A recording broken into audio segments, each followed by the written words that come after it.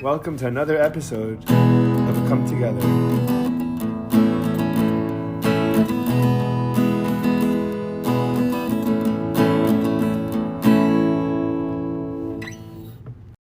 And we're live. Adam White, Mr. White, how are you? I'm so happy to have you join me today. Likewise, good to be here, Ephraim. Thank you. I'm good. I'm good. It's an early evening in London. Looking forward to dinner shortly. There you go. Wonderful. Is it as common in London to have a pint of Guinness as it is in Ireland, on like a frequent basis, just to catch up with someone on the street or something like that? It's probably more common in Ireland. I mean, it certainly happens here. That said, of course, I don't drink Guinness, so how would I know? Well, there you go. Okay. You don't drink at all? You just don't drink Guinness? No, no, don't like, don't, never enjoyed beer, I see. wine and spirits. Wine and spirits, okay. Well, then whatever works, works is, what I think. I've been to Dublin a couple of times, and, I started off I had a friend of mine that plays music in, Orlando, an Irish guy, Shane Farrell, and I hope to actually record with him soon too. He's a fascinating, and fun guy, and, I used to when I was single, I used to go to Orlando for business quite a bit, and I'd get a hotel, especially during COVID, it was quiet and it was cheap, and I'd go hear some live music at Raglan Road where, where I could count all the time on just great music being there, and I would be there, I was single and everything was locked down around me, and I was dying for some, relationships and some life, and I'd go, and then I'd get exposed to all these great Irish tunes and all these, folk songs, and that started me down a whole fun path, and it was really, really cool. Yeah, Dublin is a great city. It really is. Yeah, wonderful. So I reached out to you because I have a music series, and I love to learn the background of music and go in depth as to not just experience great music and not just hear it, but also I think that once you get to know it on a more personal level, get to know it a little deeper, then it Hmm. kind of builds our appreciation for it, and it helps develop a real relationship to it, and also I think that we find that I when I think of music and I try teaching this to my students a little bit, my high school students who are very reluctant to listen to my old music, uh, and I say it's like listening to new music is like meeting someone for the first time. You have an initial judgment based on, like, what your initial what the first thing you see is, and, like, you're processing something new, and then as it becomes a little bit more familiar, then you could start noticing a little bit more detail to that person. Oh, he laughs the same jokes as me, we both like the same football team, we both, whatever it might be, we both drink Guinness, Yes. and then and then you get to know someone, and then you really build a relationship with them, and then you could have really wonderful things happen, uh, obviously in relationships, and I think that happens with music too. So the more we get to the more we're exposed to it, the more we could recognize the depth to it, and then I think that learning about the music and the genre and the history, also helps in that way. Yes. I mean, I think most people just enjoy music for what it is. I think I've come to believe, whereas, whatever the percentage is, maybe 20% of music lovers want to go deeper, want to know Mhm, more, want to know everything if they possibly can, because they're so moved by the music that they need to know how it came to be. Whereas most people, I think, are quite happy just to hear it and enjoy it. It doesn't invalidate their enjoyment, but they treat it in a different way.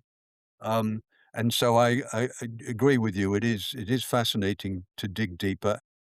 That's really what happened to me when I first, got into music was you appreciate it and then you want to know much more. You've got to know more. Who are these people? How did they do this? All of that. mhm.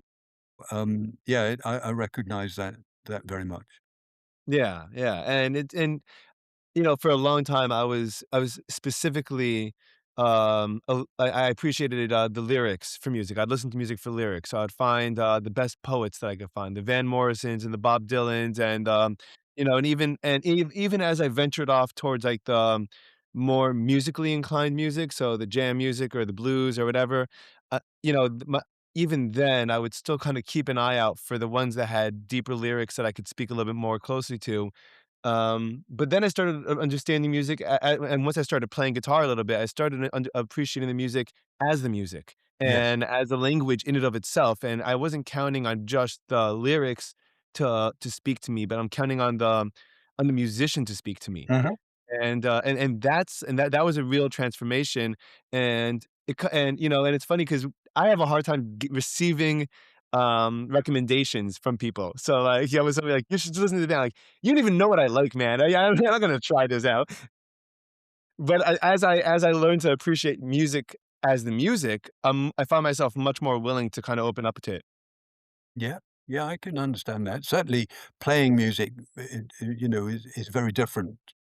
Mhm. It takes you to a different place, and you appreciate things that previously you had no idea about. So, yes, I completely agree with you. Of course, there are those who might not accept that, drummers can be musicians, which is what I was, but, I want to you talk know, to you about let's that. leave that aside for the moment. What, the drumming or that conversation? Well, how long did you play drums for?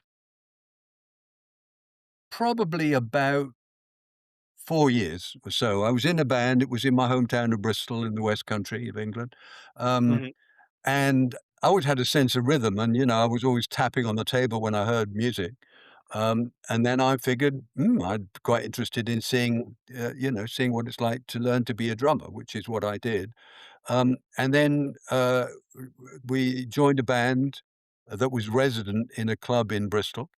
mhm.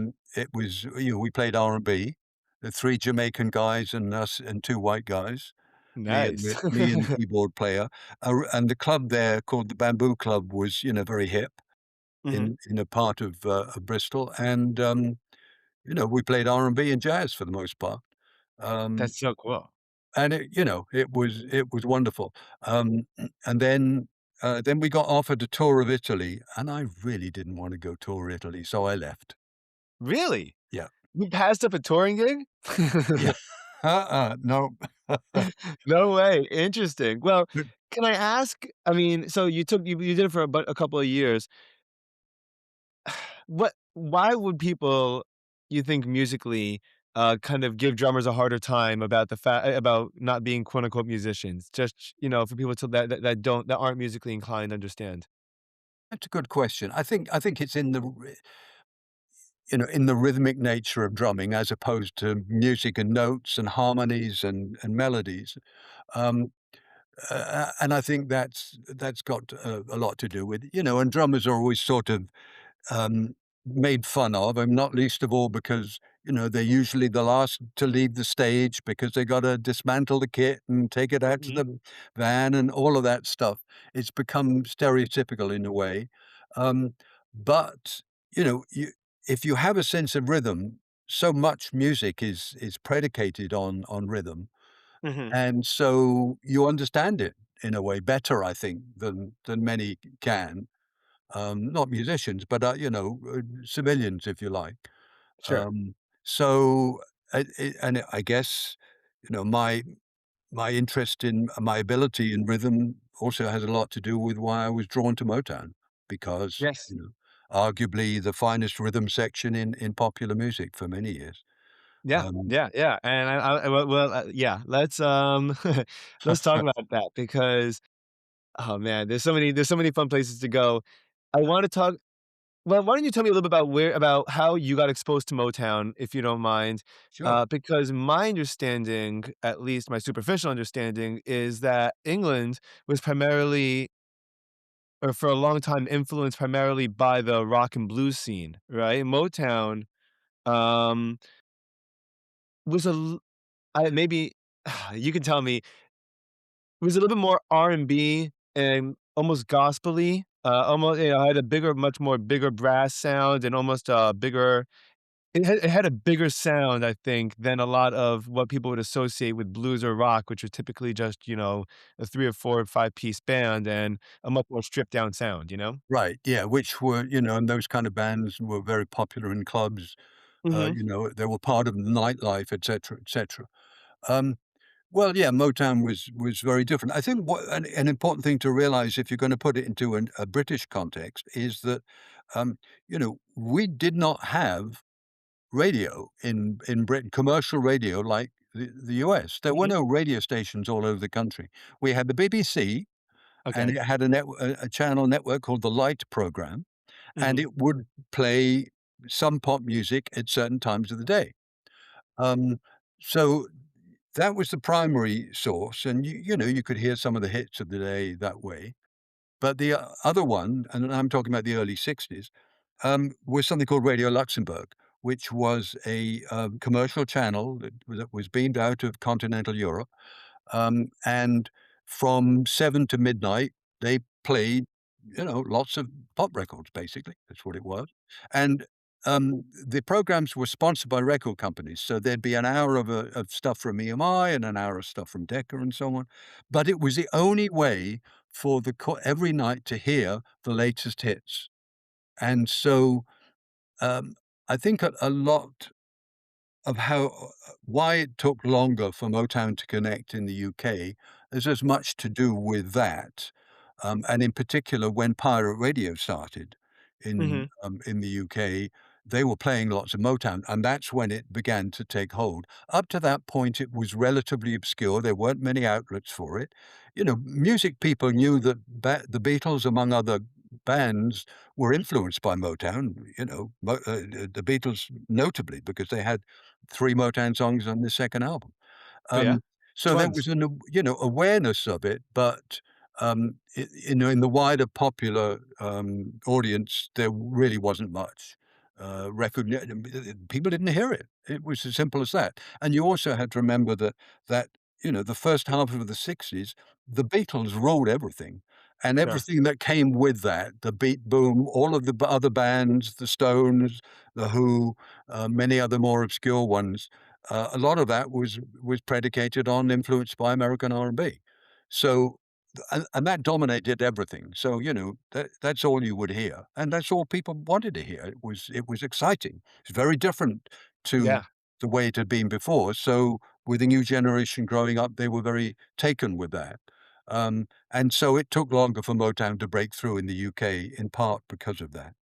Which Beatles songs were the Motown covers that were on that album? "Money, That's What I Want," which was originally of Barrett Strong, "You Really Got a Hold on Me" by The Miracles, No way. and "Please Mr. Postman" by The Marvelettes. Yes. I love that one, by the way. Was that, remember that scene in, the Scorsese movie, Mean Streets, where, De Niro, gets into a fight, in the pool club, and and Mr. Postman comes on, and and honestly, I've written a couple of creative poems about that 'cause about, around college time, and it's such a fun like, I think it's one of the early uses of that a director would take music and have it be a polar opposite of the vibe of the actual scene that he's Uh-huh, shooting, uh-huh. right? Yeah, So I see what you mean. the Yep, bar fight, you don't yep, expect to have Mr. Postman playing in the background, but yes. but it does actually what I think it does is it reinforces what the people that provoke the fight, it helps understand their mentality, which is, "Hey, this is this every day. We're rough and tumble guys, you wanna get in a brawl, you get in a fist fight, we get in a fist fight. You wanna crack a pool cue over someone's head, you do that if you feel like it." It's the same, Right. Yeah, it's business as usual, and it creates a lighter environment of a violence that you can't really put into words, but you could direct. yes. Yes, I can see what you mean. Yeah, That's yeah, very cool. That's yeah. very cool. So it took some time. Yeah, because my association actually with, England and music in the '60s is I imagine, like, the first Rolling Stones album had, like, I think, like, 6 or 7 blues covers on it, and I remember reading, like you said, the early '60s that the Beatles dominated, England. I believe I read, and perhaps you could confirm or not, or, or contradict perhaps this account that the Beach Boys were just as popular or potentially more popular in England than the Beatles were at that point, and they're constantly going back and forth in popularity.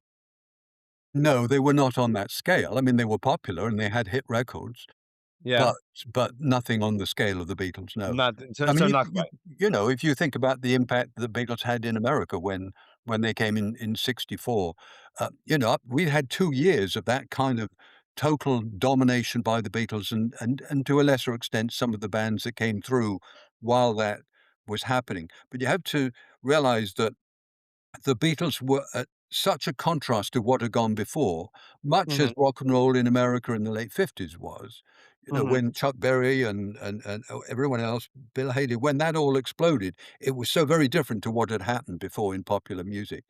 And the Beatles and everything that went with that in the UK, in Britain, that was the same impact. It closed down a generation of music makers because they weren't young and hip, or they were young, but they were old school, singing ballads, or they were just, cool guys. But a band like the Beatles, it changed everything.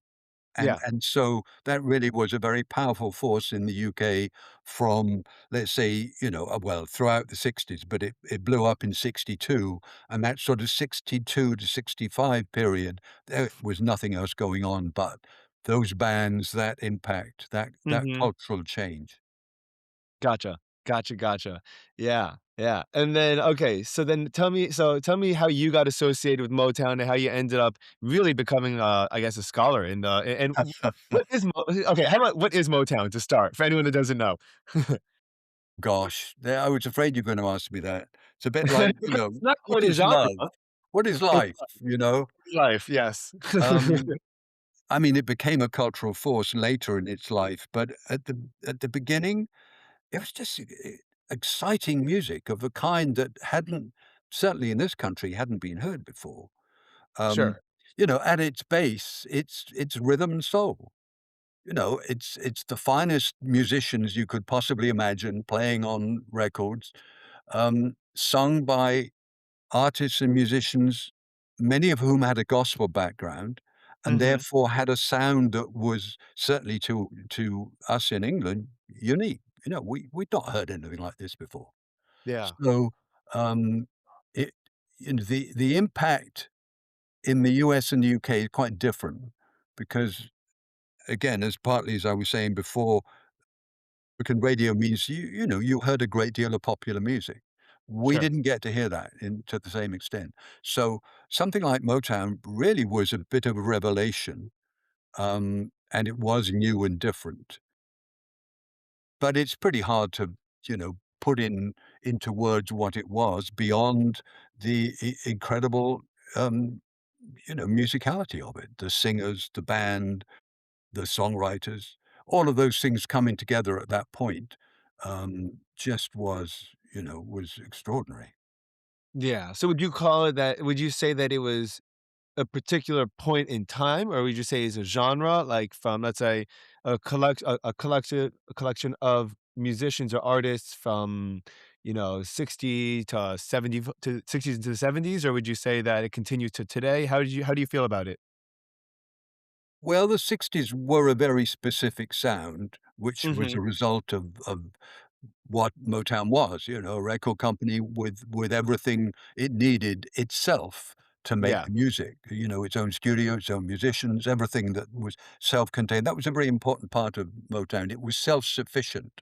About the Mhm. only part of Motown that it didn't have itself was distribution. So it depended on distributors in the US to Interesting. get the records out there, but everything else, you think about it, it had in-house. And that Right. was unusual, and certainly that's what created in the beginning, the family vibe, Mhm. and that's why all of those artists felt very much part of one thing. Um, They're always collaborating, right? yes. All these artists? And, just to throw out some artists that are associated with Motown for anyone that doesn't know, in the audience that might not Yeah, know. yeah, of course. Well, I mean, I think the big 4 really are Diana Ross, Stevie Wonder, Smokey Robinson, and Marvin Gaye. Those are the Mhm. titans of Motown. Sure. No, and that wasn't necessarily the case at the beginning. It took Stevie a while to get to that point. But in the '60s, those artists and others at Motown were very much part of the machine that was creating that music. When the '70s arrived, Marvin and Stevie in particular, wanted they wanted control of their own music. Up to that point, most of the artists had depended on the musicians and the songwriters and the producers within Motown to make those records. Didn't write the songs with the exception, obviously, of Smokey, but most of the artists who recorded were singing other people's songs. That changed in the '70s. Yeah. with Marvin Gaye and with Stevie Wonder, because not only did they write their own material at that point, they were changing in line with the politics and the culture and what was happening in the world, in their world, Mhm. and that was a very different creature than Motown in the first its first 10 years. Arguably more influential, or but certainly creatively as exciting as you could imagine. Sure. But it's almost sort of, um, better not to compare the '60s and the '70s, because they were 2 very different machines, if I can use that word again, for Mhm. Motown. Sure. Um, yeah, those are really the big 4, and clearly there were other acts. The Temptations, were huge, always bigger in America than in Britain. Um, and, the Four Tops, who were bigger in Britain than in America. And, a fair number of other artists, Gladys Knight and the Pips, others that people will know, but the big 4 really, Diana Ross, and you could add to that the Supremes, Smokey Robinson, the Miracles, Marvin Gaye Yeah. and Stevie. Was there any kind of pushback in England or stigma because music was predominantly black and based in black culture? Or not really? No, not to the extent that it was in the States. It was more in the '60s in particular, more a degree of curiosity. Sure. Because, most Britons, certainly, someone like me at that age, we hadn't been exposed to black culture. We had absolutely no idea what it was. So it was Mhm. completely new. Not everyone wants to sign up to something new, but it was totally new. And, Britain was changing, and, um, there were more black immigrants coming, particularly because the government, um, you know, subsidized and wanted a lot of people from, citizens from Jamaica to come and work in the UK. They needed, in the post-war period, needed people to yeah, rebuild the country, if you like. Mhm. Sure. So that brought, Jamaican culture into the UK. But it took a while for that to sink in. So at the beginning, really, and I'm talking about the '60s, it was a curiosity. It wasn't, it wasn't the same attitude. We hadn't lived with it, Right. which isn't to say there wasn't racism and prejudice, but it was a pretty small potatoes, and Sure. it was Sure. more interesting. I mean, the irony is, as Motown started to come through, and one of the most popular television shows on British TV was the black and white minstrel show. I Okay. mean, really, you got these people dressed up and painted up as black and white No minstrels. way. Really? Yeah, I didn't know that. huge albums, number 1 albums. I mean, it was Wow. extraordinary. Um, but Wow. I also remember, when interviewing Mary Wilson one time of the Supremes, she told me that, um, when they first came to the UK, they found little or no evidence of prejudice and bigotry and racism. That's awesome. It just wasn't there. And so, they enjoyed coming here for that Mhm. reason. Much in the same way as American musicians had for decades been going to France, because France Yeah. was a very hospitable country, for black musicians and more. So it wasn't to the same extent. There was more curiosity about it. It was a novelty rather than something that had all of the other implications, political, etc., that you had in the US at that time. Yeah. That's really interesting. What's interesting to me is because I think that a lot of the a lot of the the culture that existed in the '60s, from my understanding, and I could really see this even with my own family, my grandparents and parents and aunts and uncles, and that the previous 2 generations, especially because my grandparents are very conservative, Holocaust surviving, Polish immigrants or German immigrants, and, there's a very particular uh, the conservatives the type of conservative is very, very much a don't look at anything else kind of conservative, very, it's very restraining, and I think that a lot of the great music that exploded out of that was almost out of defiance of saying, "Hey, Yes. don't tell me what I could look at or what I can't look at. Yeah, Don't tell me what I exactly. could put in Yep. or not." And you And that always need that pushback, that conflict, you know? yeah, and to a large extent, that was a generational thing.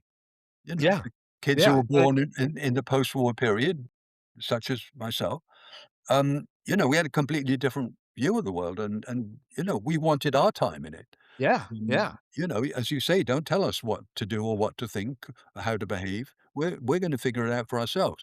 And creatively, in Britain, as in other parts of the world, it was a very exciting, innovative time. Yeah, It yeah. really was. And you know what? I actually don't think it's dissimilar from today.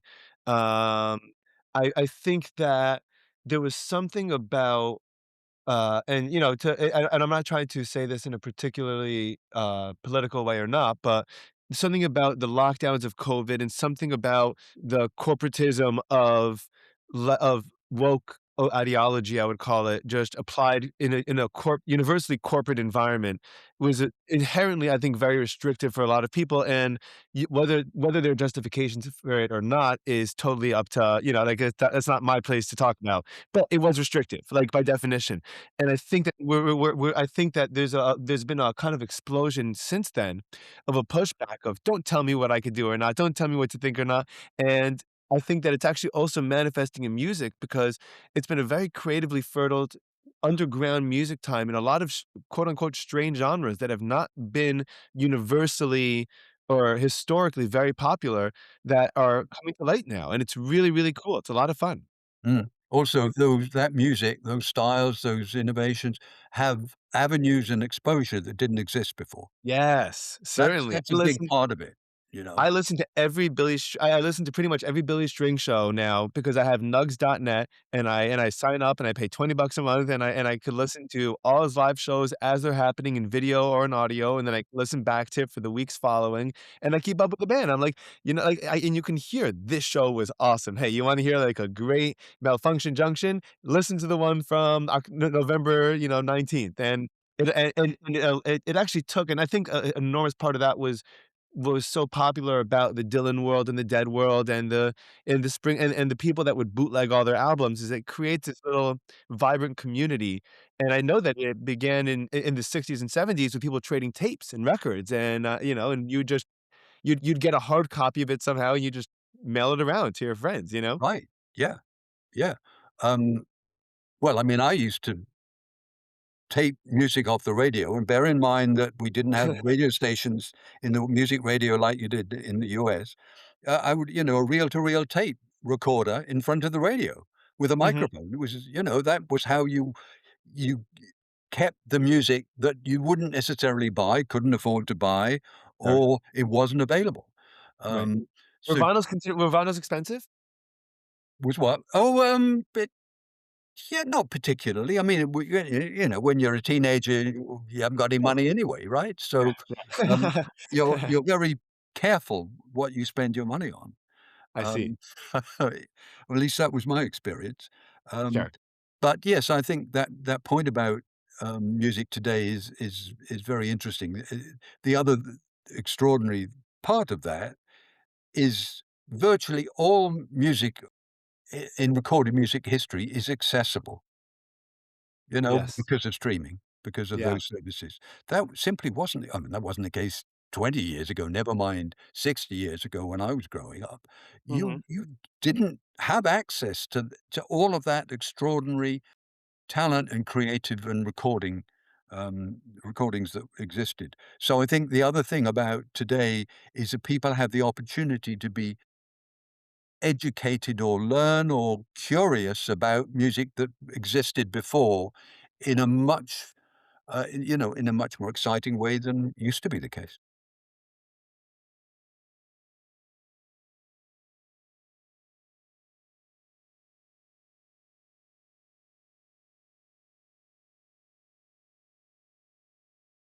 Biology and the neurochemistry between music and our bodies. By the way, makes a very, very, interesting argument that drumming is actually the healthiest, as you get older for cognitive well-being to actually drum because it gets blood flowing from all 4 limbs to Oh, your that's brain. interesting. Really, really excellent for Alzheimer's, short-term memory loss, Tourette syndrome, Parkinson's, all of this. I mean, it's incredible. So there's a lot of, but to talk about your ability to dive in, he was talking about how there's a part of our music for melodies and words, and you could fill it. You don't necessarily need to fill it in and still keep up with it, which is like Mhm. scatting and skid, and he said, case in point, Ella Fitzgerald in this famous concert in Berlin in 19, whatever it was, I think like 68 or whatever, said, did this during Big Mac the Knife. And I read that paragraph, I pulled out my phone, I put in Ella Fitzgerald, Berlin, it came right up, I found the exact thing that he was referring to, and it was incredible, and I was like, "This is the coolest this is such a great time to be a music lover," It It's is. so great. Previous generations have never had that opportunity. They couldn't dream of it. No, How did you do that? no. I mean, you could read about things, you could, learn, but hearing it was something else completely different. It Yeah, is yeah, remarkable, and that will change the nature of music and musicians. It just it will. yeah, So I agree, it's a very exciting period, plus the technology that exists that enables you to do a great deal more than you could before, although that's it's argumentative, of course, because of technology creating music as opposed to people, but right. that's What do you think about probably that? another subject.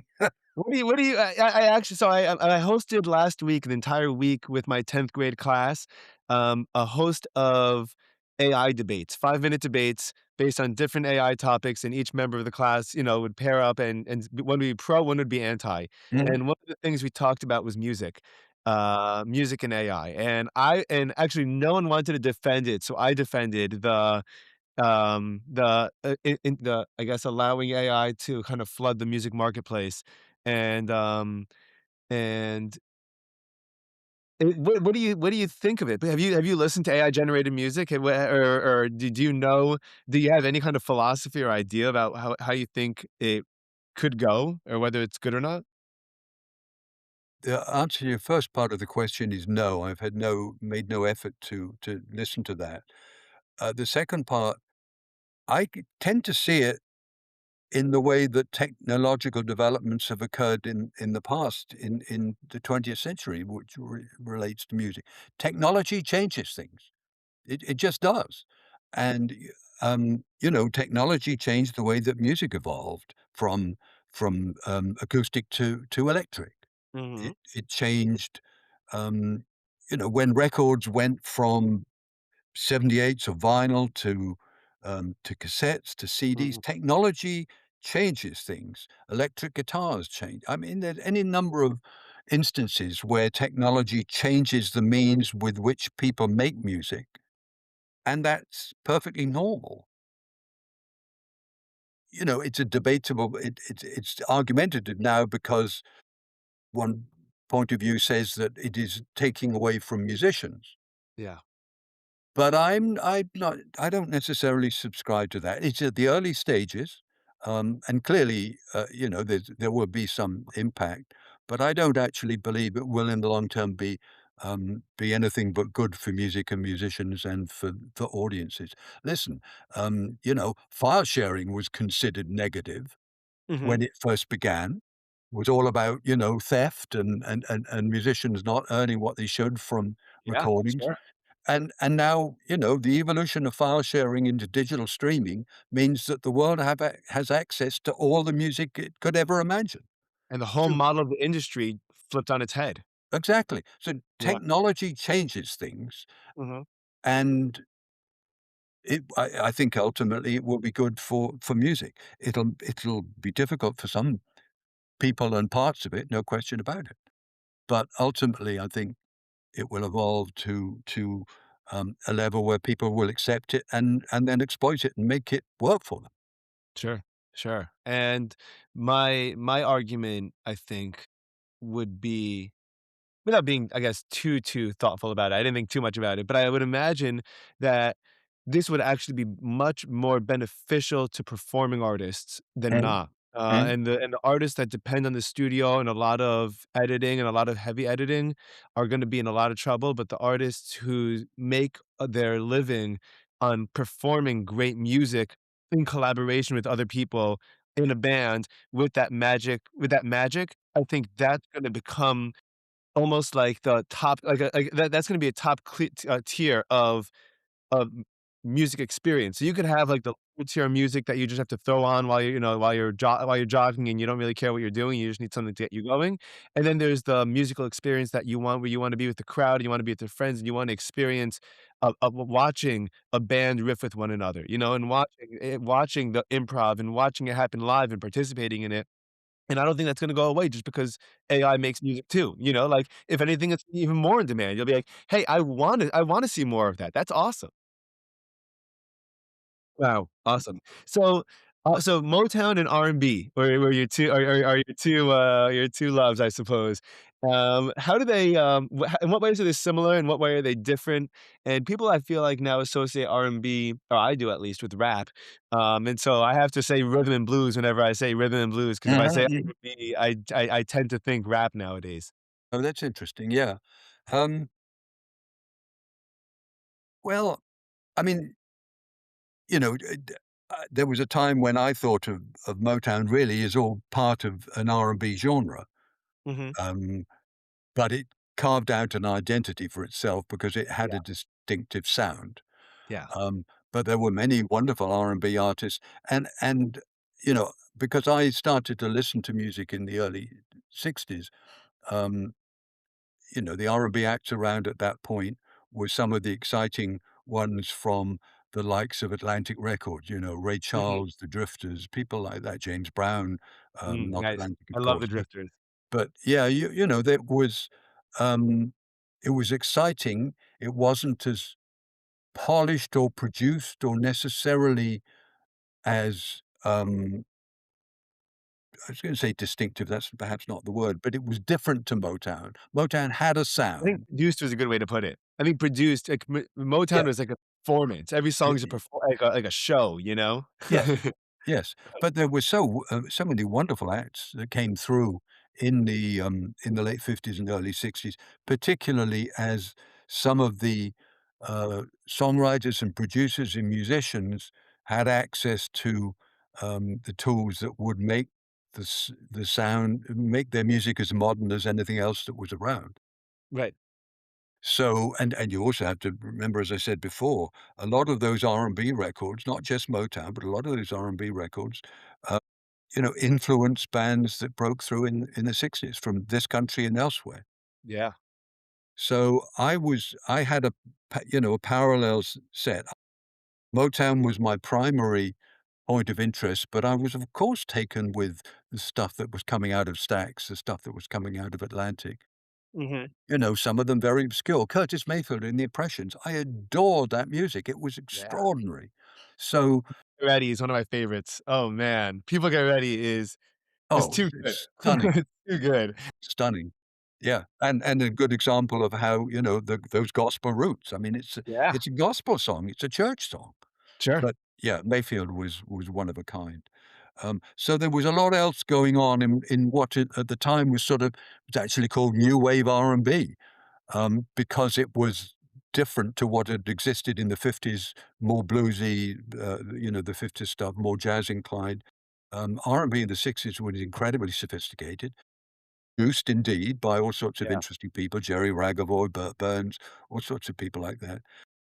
But that was really, in a sense, all part of the same innovation and excitement that was coming out of black music in that decade. Yeah. Later in the '70s, it was Gamble and Huff out of Philly. And then as you carried on, eventually, yeah, it turned into rap and hip hop. Yeah, and I I wonder why it changed. I don't know, I'm curious why and how it changed, because it feels like such a dramatic change. I mean, if you think back to the music it's considered R&B today, or then you go back to, like, the names that you mentioned, like Ray Charles, like, I mean, you know, I don't I don't know if I even see the only roots that I could potentially see, and this is the only place, perhaps even as a drummer, you might, you might understand more than me, is that if R&B is really about rhythm and blues, then perhaps the emphasis on rhythm with rapping is what the new age, perspective is. Is that Oh, right, you think? I think that's right, Ephraim, very much so. I mean, rap, the whole thing is predicated on rhythm, be it On rhythm, rhythm of lyrics or, rhythm of a track. right. Oh, absolutely.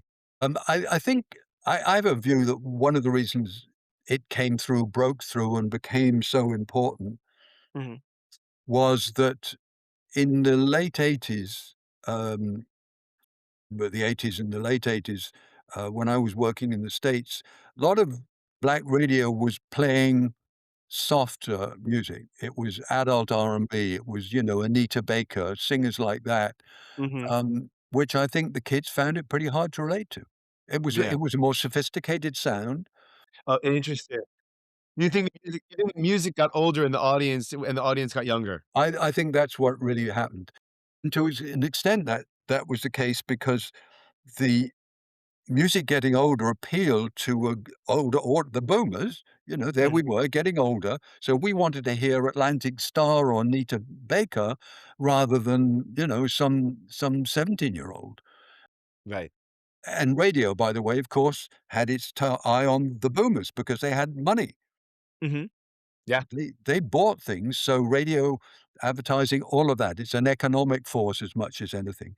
Um, and I think that's one of the reasons rap came through and redefined music, including black music, because the kids, the young are always the ones who drive it ultimately, Mhm. Yeah. and they didn't wanna listen to, sophisticated R&B. Yeah, Someone and should test me on that theory, but it is something I do believe, and that's in part because when I was working in the business, that was a sense I have of R&B getting more adult. yeah.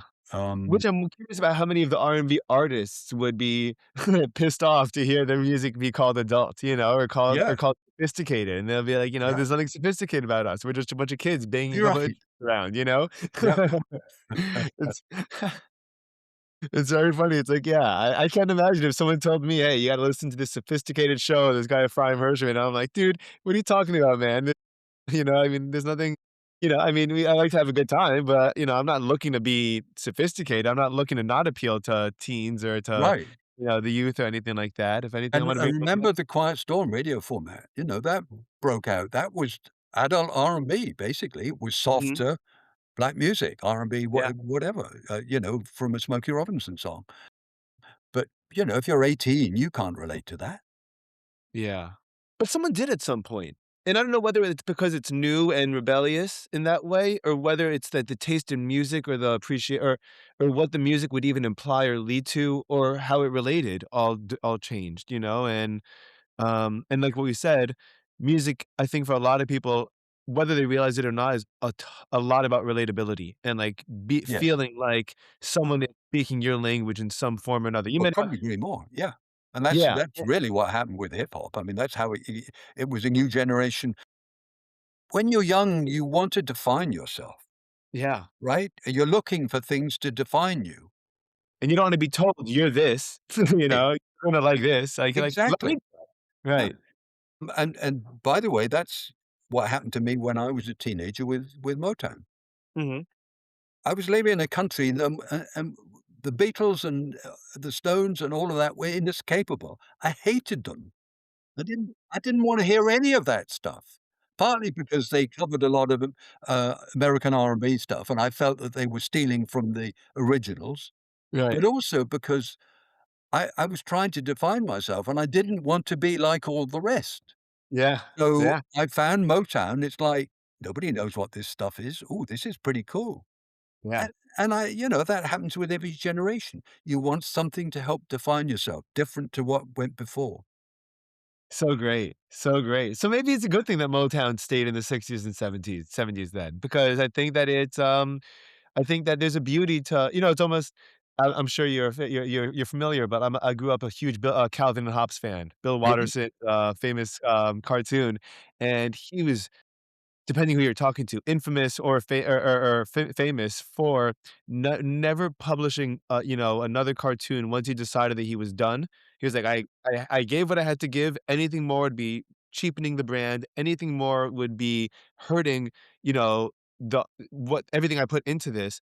He didn't allow he staved off, people trying to make movies and sell their merchandising, and he just pushed everything away, moved to the middle of Ohio, and disappeared, and, like, he's like, "Listen, this is where this was for a particular time and place. If you like it in 20 years from now, great, if not, like, this was what it's for, and I feel like that's really cool that a musical genre almost, because Motown definitely is a genre. You look it up and, I mean, you're gonna get enough eclectic musicians, studios, producers, I'm sure that are all, either wanting to be or under the Motown genre, Yes. that Well, they because of will. the caliber of the work. I mean, that's the Mhm. point. It Yeah, wasn't just that it was, an intriguing, fascinating, attractive sound. The caliber of the musicians and the singers and the yeah, songwriters was so good. That yeah. that was an important but it wouldn't have lasted if it hadn't been for the caliber of the work. Yeah, and it was well, actually, I wanted to talk to you also about because I there's also almost a great Motown or R&B songbook, and, it's funny because I don't think a lot of people associate that necessarily, but, for example, most of the songs people don't know that Frank Sinatra would sing were just covers, were just part of covers in the Great American Songbook, Yeah, exactly. and Yeah. and then you listen to the rest of the Rat Pack, you listen to, Peter Lawford, you listen to any of the guys, Yeah, and they're Dean all Martin, covering Sammy the same song. Davis. Yeah. Yeah, exactly, Sammy Da exactly, and they're all covering the same songs, they're singing the same songs with their own little twist on it, and I didn't realize this, but there's a lot of in-house great Motown songs that everyone covers. That, like, whether it's Aretha Franklin, whether it's, whether any of the Motown artists, Curtis Mayfield, Smokey Robinson, Stevie Wonder, they all sing variations of that same song, and there's a lot of really great ones that I think people don't realize are just, like, this Motown songbook. Yes, I couldn't agree more. What One can of you the what are some famous Smokey, what are some of your favorites of those? well, I was just gonna point out an example of a song that I discovered relatively, late in life, a Motown song, but it was written by Smokey when he was like 20 or something, and Mhm, it's a fairly obscure song, but it's called "Your Mother Called on Me Today," and it's about a, you know, a girl and boy, girlfriend, boyfriend, and the mother of the boy doesn't want him associating with this girl because she wants her son to be a doctor, to be grow up yeah, to be a professional. yeah, And she thinks that the girl is not good for him with that goal in mind. uh-huh, Um, and it's a wonderful story. Lyrics are so clever. And I remember when I heard it, which for the first time was probably about 10 years ago, because it wasn't never recorded by anyone who meant anything to anyone. I thought, "My God, how can a 20-year-old write a song like this? How can he be so sophisticated, so clever when you mhm, had little or no life experience?" mhm. And it was an example of his real talent, and the song was written in whatever it was, late '50s. And you just think, "My goodness, this really was a remarkable man, music man, songwriter, talent." And there were others as Sure. well at Motown, but Stevie obviously came along a bit later. But again, go back to that point, the caliber of the songwriting, I mean, what it says, I mean, you can drill down to the roots of it. Detroit was a very schools that taught music to a greater degree than many other cities. It Mhm, had fabulous, schools as far as music and musicians making music was concerned. Um, there was a big, retailer that, sold pianos, and every home had one of these pianos, so it was incredibly musically creative city, mhm. which is why there were these extraordinary musicians and singers who came out of it, and Motown gave them the opportunity. So it was combination of good luck, of what how these people had grown up, what they had learned as they were kids and growing up with music, and then someone smart and fortunate like Berry Gordy who knew how to tap into that and build um, a company that could make turn those youngsters into stars. Yeah, yeah. There's I'm a lot think to take in there, I accept. Yeah, it is, I was thinking more along the lines though, because especially as you differentiated between the '60s and the '70s, where the '70s was a little bit more songwriting and independently creative, as opposed to the '60s were more, uh, kinda get it a song would be a production. It would be that, it'd almost be done in-house, I think you said. Like that kinda you take like, all this stuff would be under the brand, and, like, you'd bring the best singer in and the best, Yeah, different yeah, yeah. absolutely. Yeah, Well, songs like, so like Smokey Robinson has a bunch of songs that everyone plays, or Aretha has a couple of songs that everyone sings. Um, and do you w is that just collaboration? Is that collaborative? Is there, you think, an energy of, like, jealousy, or is there more like, I'm absolutely, consuming yeah. this person Well, and try to the copy it? the yeah, I mean, Motown was incredibly competitive Mhm. in its structure. So, you imagine, Berry Gordy used to have these weekly quality control meetings where people would vote on records that were in production or that songwriters and producers were making. So it was Really? incredibly competitive, which of course elevates Yeah. the work because people want to be the winner. They want to win, so they work harder at it. Yeah. And he had that because it was very much, self-sufficient. I mean, it was considered a family atmosphere, so people all worked together, but they were also encouraged to be competitive, so the Yeah. quality of the work was extraordinary. It was also self-contained, and one of the important points about this was Detroit was really not considered key part of the music business at that stage Yes. in the early '60s. Okay, being a great jazz city, which of course is why the Funk Brothers was so extraordinary. It comes with everything in jazz in Detroit, but as part of the music business, it wasn't as important as Chicago, New York, or even LA.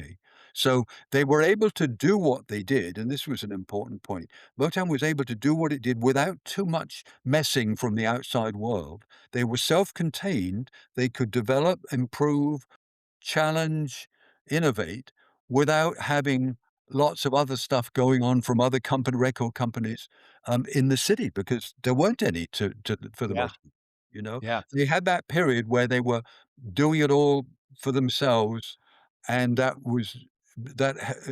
helped to that extraordinary creativity that came out of West Grand Boulevard, you know? Yeah, and I think there's, because there's 2 different ways to look at this, and I think there's 2 potential responses. The first one is the value of being small and relatively ignored and relatively not dependent on anyone, is how you have a scrappy company like a Pixar become, the company that makes a movie like Toy Story, and Disney Yes. had, immediately saw, like, they have something that, like, they have this quickness and nimbleness to them that they can, be much more quick and witty, Yes. without being a behemoth, Yeah. the way that the rest of the company was. Yeah, they weren't dependent on other Yes, yes, definitely. institutions. They could do it all And they didn't have a themselves. stigma to keep or break. There was nothing there. It was the whole Right. world was open to them. Right. And that's re it's amazing. And on the other hand, though, with the sense of competition, right? You remember, what'd you think, did you ever watch the movie, Whiplash with, J.K. Simmons and Miles Teller? No. Oh, I know you of it. I don't think I've ever seen it. Well, I recommend this. I cannot Okay. recommend this strongly enough. The movie Whiplash is about, I believe he's a jazz drummer, and he has, Wait a minute, I have seen it. Of course it is. yeah, Yes, I have yes, yeah. seen it. Yeah, as And soon as you it's mentioned the a drummer, music feature that gets this incredible performance out of him, and, like, it's the whole brilliant. movie. Yeah, and you don't know what you think of the guy. You don't know, is this guy reaching for absolute greatness, or is this guy trying to mentally shatter this poor kid, and he gets the best performance, but at the cost of, like, literally breaking him. I mean, I and you read accounts to people kinda doing that to themselves, and I feel very differently. For example, Springsteen, in Born to Run, when he was laying, Jungle Land, took, like, days to get, Clarence Clemons' saxophone, solo down. Listen, if you're gonna push yourself because you're gonna push yourself and wanna get the best record you can do, I'm all for that. Even, I mean, I think I would tell you to, like, take a break, but you gotta do.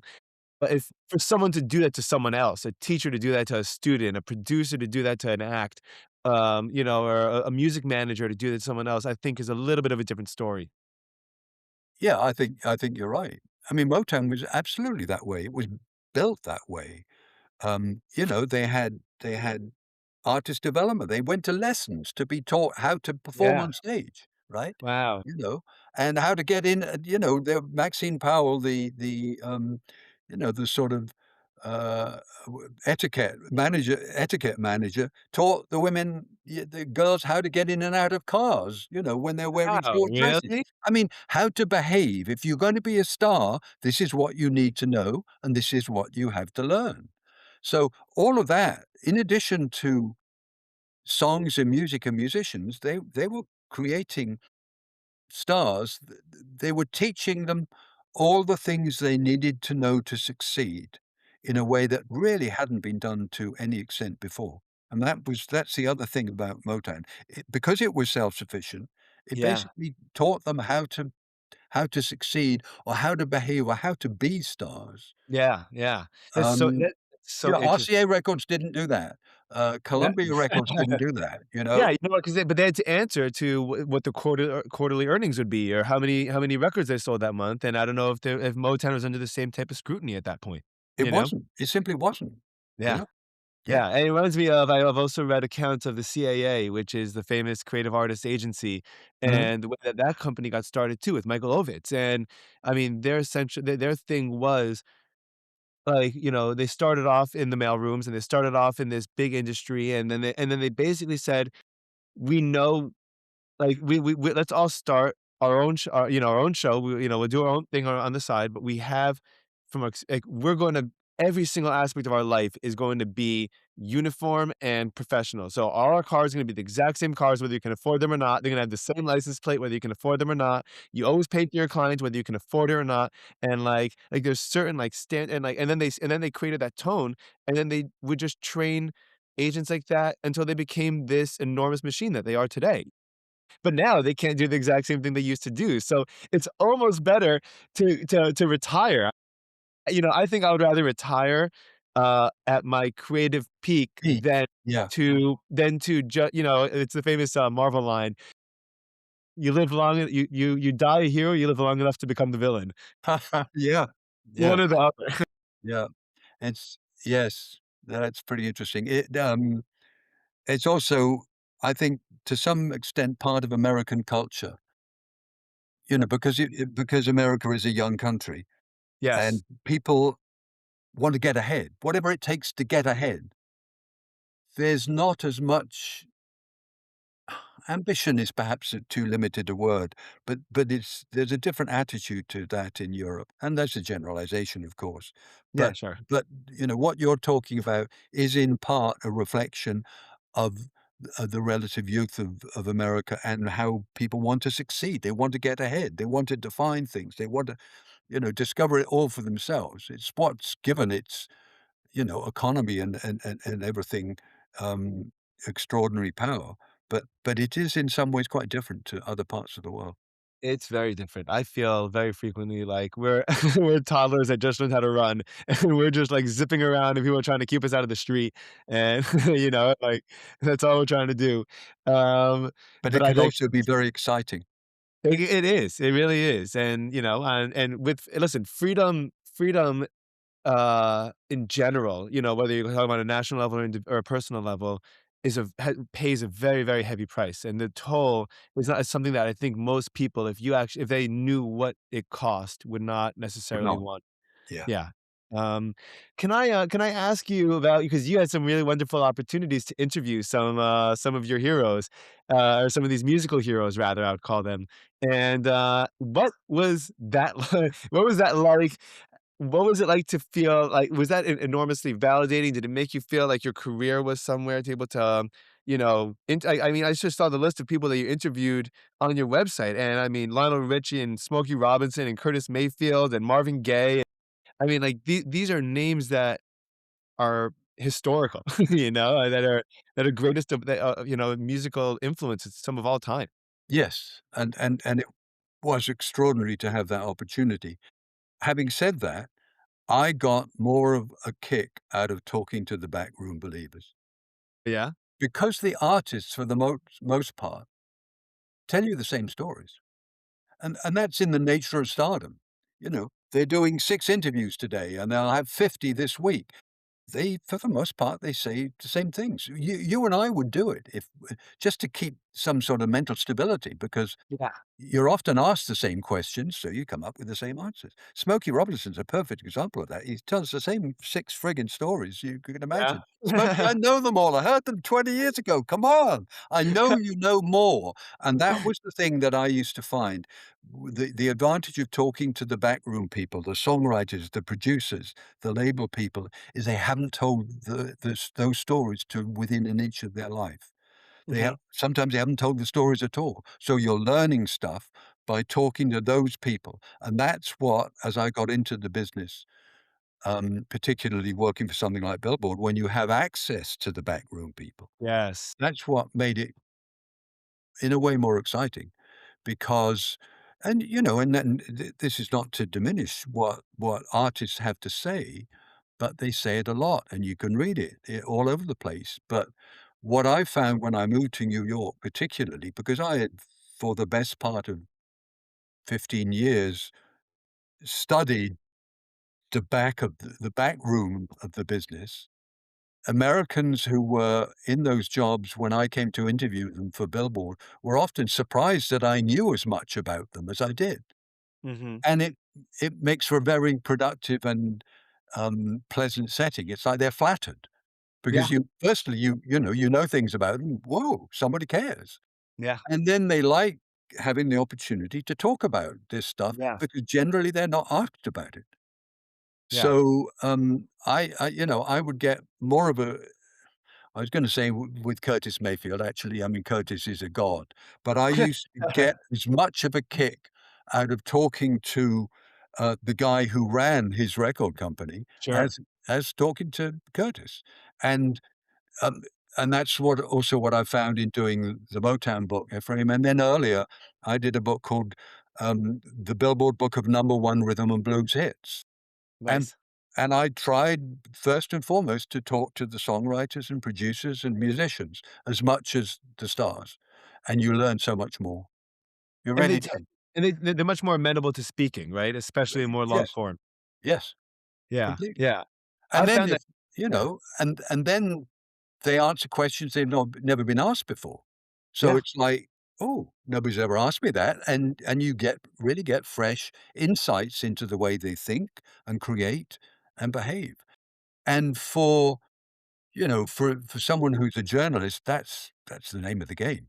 You want something different. You want something original. You want something fresh. Yeah, yeah. I've found, for example, with my podcast, I feel a very similar way, by the way, because, I'll find, for example, no one in I love Hollywood. I've always been fascinated by Hollywood. Obviously Ben Affleck's not getting back to me quite yet, but, the stunt double, for, X amount of movies is gonna get back to me. The music supervisor, the person Yes, that coordinates the music in over, 200 Netflix films is happy to talk about his experience doing this job that you don't even think the value exists until you think about it, and, you're like, "Wait a minute, who does pick the music for for the movies? How who decides how that works? What's the difference between a score and a soundtrack? And how does a movie studio decide what they're gonna do about that? Or if you get a Led Zeppelin song in a movie, how much does that cost? right. Yeah, What's the process of doing that?" yeah. Or did Led Zeppelin refuse to let that song be used in that particular movie? You know? Exactly, because they didn't like the scene that it was in, by the way. A lot of times they'll ask to see the movie scene beforehand or read the script before, and like, "Listen, like, if you're gonna tell me, I gotta find out what this is about." Yeah. So interesting, yeah, So, so yeah, I've we share that perspective. yeah, yeah, and that's the way that I learn about really all like, anything that I love doing deep dives into, you find it's been so useful to find everyone on the peripheral because behind like you say, behind every all these gods, all these forces, with a small g, all these forces, um, they've only got X amount of time in a day. They're only dealing, they have a million things on their mind, and I would never even imagine being in that I can never even imagine being in that position, Right. But, Yep. um yeah, and that's why I've been having fun. I've been the hardest part of the podcast for me actually has been thinking of enough fun, creative, out of the box people that are peripherally aligned that I could get a lot of detail out of, you Get know? good stuff out of it, yeah. My 2 of my favorite Motown stories came from, um, a backroom people. In fact, for me, obviously, a guy called by the name of Barney Ales, who I wrote the Motown book with, he Mhm, was he joined Motown in 1961 as a salesman, and he ended up running the company in the '70s. But, because, again, nobody really knew who he was and nobody talked to him, but I knew who he was and I knew what he knew and what he'd done. So when I had the opportunity to ask him all sorts of questions, it was wonderful. And 2 of my favorites, which I was thinking about earlier today, is, one where, um, in 1962, the Marvelettes, the original group that mhm, recorded Please Mr. yeah, Postman, were booked into a big gig in San Francisco in Cow Palace. yeah, Um, and another Motown artist, was also booked, a guy with the name of Eddie Holland, who mhm, subsequently became part of the songwriting team, Holland Dozier Holland. But they were booked at this, show at Cow Palace, um, the Marvelettes and Eddie Holland. And Barney said, "Okay, so what we did was we booked the flights for, um, uh, Gladys Horton, who was the lead singer of the Marvelettes, and for Eddie, and, um, we hired 4 local Bay Area girls to sing behind Gladys because mhm. we couldn't afford to send the whole group from Detroit to San Francisco." No way. You love that sort of stuff, Yeah, really. no way. Can you say And the lines to the audience in case they don't get it? right. And the other one I like was, when before the Supremes broke through, um, and again, it involved Barney, they were a whole bunch of people, Motown people were at the wedding of one of the Marvelettes and one of the Miracles. And Barney told me the story about how they were all in this, Chinese restaurant in downtown Detroit, and, Diana Ross was in the booth next to him. So Mhm, Barney was there with some people, and Diana and her then boyfriend, the guy who was the Motown engineer, was in the booth next to him. And Barney spilled something drink on his tie, and Diana saw that and said, "Oh, let me get something for you. I can fix that." Because she'd previously, worked in a place that knew how to clean clothes.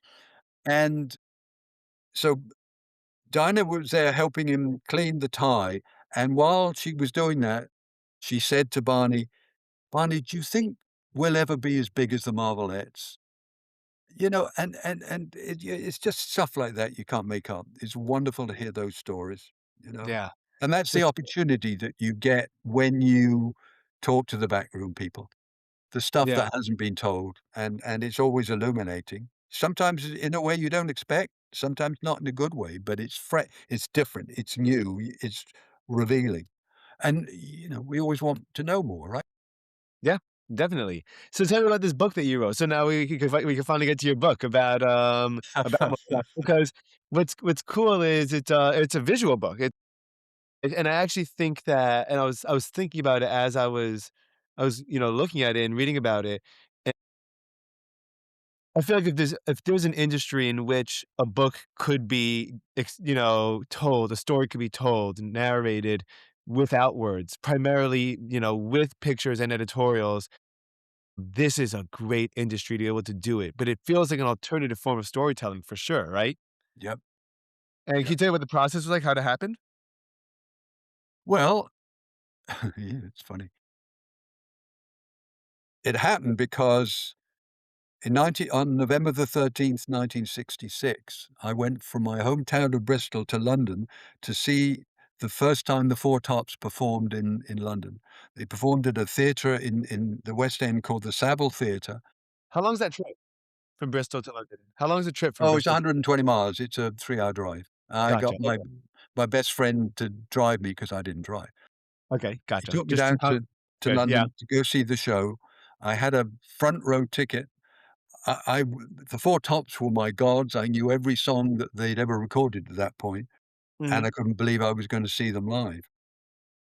So it was just a stunning show, and the following year, I thought I had to go back and see another Motown act at the Savile, So I went to see Gladys and the Pips, same theatre, Mhm. but top of the bill at that point was a guy called Joe Tex, who was pretty cool R&B, um, stylist at the time, but not very popular in the UK, and I knew his records and liked them, but I didn't wanna see him. Seen Gladys, who I'd wanted to see in the first place. So I left the theatre, went down the road to a pub on Shaftesbury Avenue, went into the pub, and there I saw a guy I recognized being Barney Ales, who was then the head of sales for MoTown. And the only reason I recognized him is because I got my aunt in America to send me copies of the trade papers from time to time, so Cashbox and Billboard. And Wow, I knew who this dude was. I knew he was wow. the head of sales for MoTown. And I introduced my I was, I was a 17-year-old. I had the chutzpah to introduce myself to him, but he was Uh-huh. flattered that somebody from London would recognize him. Sure. So, that was a really good start, to it, and then several years later, when I joined Music Week, which was the trade paper in the UK at the time, it still is, uh, Arnie came over to London, um, to he'd left Motown for the first time and set up his own label. I got to talk to him again, and that was when we really made a connection, and became friends, and then when I moved to the States, I kept in touch with him. So, about which is now 15 years ago, a bit more than 15 years ago, um, I'd always said, "Barney, I want to write a book with you. You were on the inside of Motown. You know everything." Yeah. And his son called me one day in about 2011 and said, Adam, if you still want to write that book, you need to do it sooner rather than later." Mhm. And at that point, I realized he was right. So Yeah. I just got down to it and I went out and interviewed Barney. Um, we started the whole process. It took about 18 months. And I Mhm. used to when I was in London, I used to say I went to Detroit every weekend because he and I would do a call. Mhm. Um, what was that? There was that, technology, phone Right, technologies. Zoom, Mhm. No, before that, can't think what it was. We could just talk online face to face. video It call? No, it shut down. Yeah, it was a video call, but it was a specific service. Can't think of the name of it. Anyway. Right. But I went to Detroit every Robot noise. weekend because I would sit and ask every question I'd ever wanted to ask about this guy who knew Motown inside out, and it Yeah. was fantastic. It was really the most extraordinary opportunity to do it. And and what was also important in the making of the book is because his stories hadn't been told before, whereas much of the Motown story had, the combination of those photographs, the visuals, Yeah. and the backstory Yeah. was something different than another book about Diana Ross and, you know, Yes. Stevie Wonder and all of the glamour and the stardom. It's like how this all came to be because Barney knew how it all came to be. So it was good luck and that good fortune from That's seeing him awesome. in a pub in central London in 1967. Yeah, yeah, and it shows how you kind of have to take these, well, A, you have to take advantage of these opportunities, but B, the fact that you're even passionate enough at 17 to be getting trade papers from your aunt in the I States, know.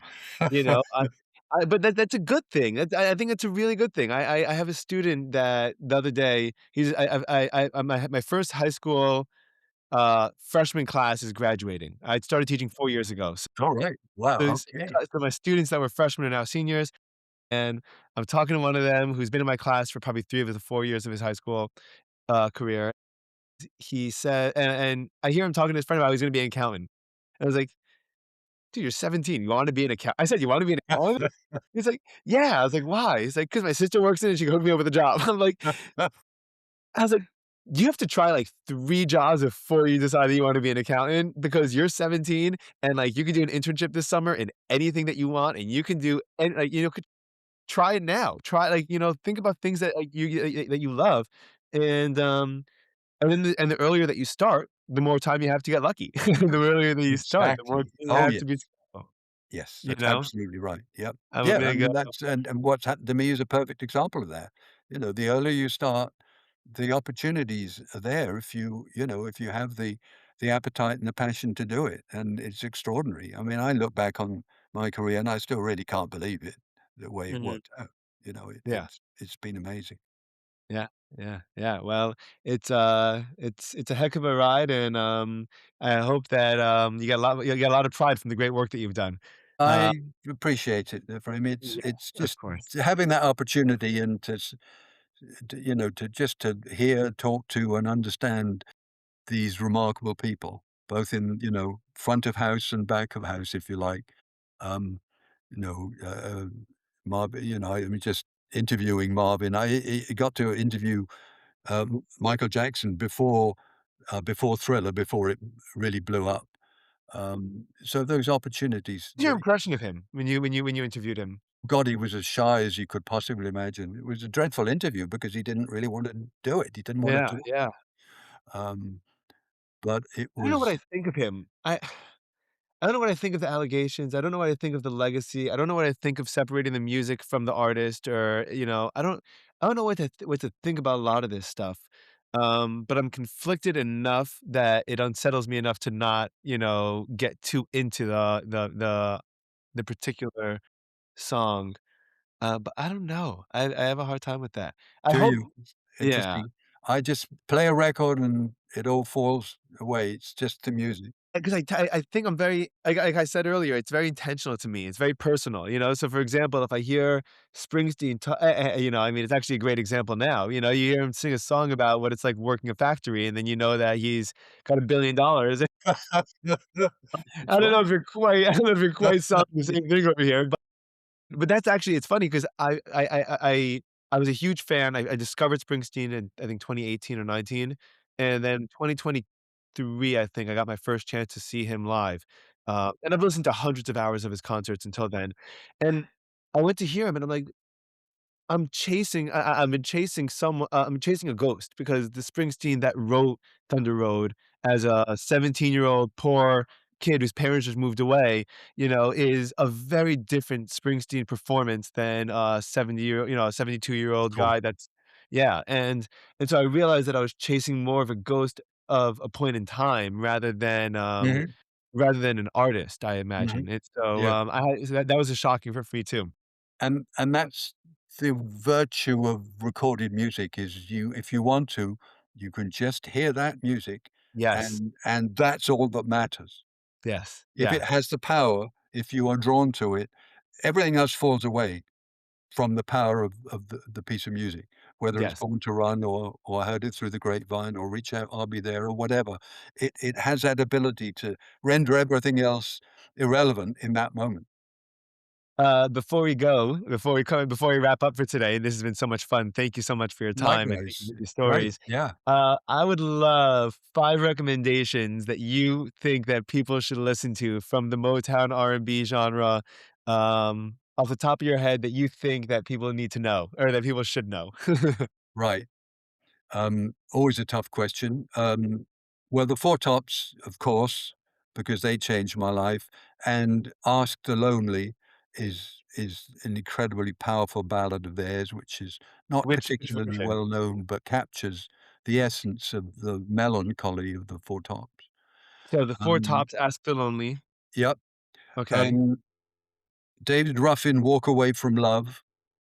Okay. Um, again, a '70s thing, but the voice, just that voice is just beyond measure.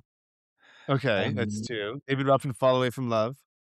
um, I think Brenda Holloway, Every Little Bit Hurts is one of those because it almost isn't a Motown record, but, um, it is wonderfully engaging and different.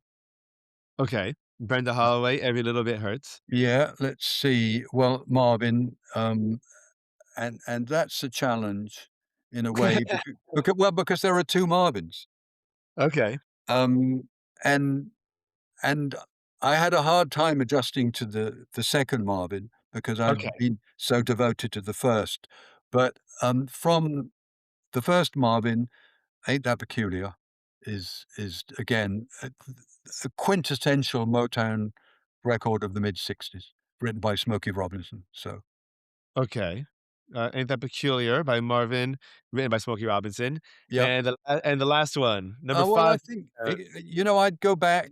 although it's very obscure and it ought to be findable online, but I would go back to that song of Smokey, "Your Mother Called on Me Today."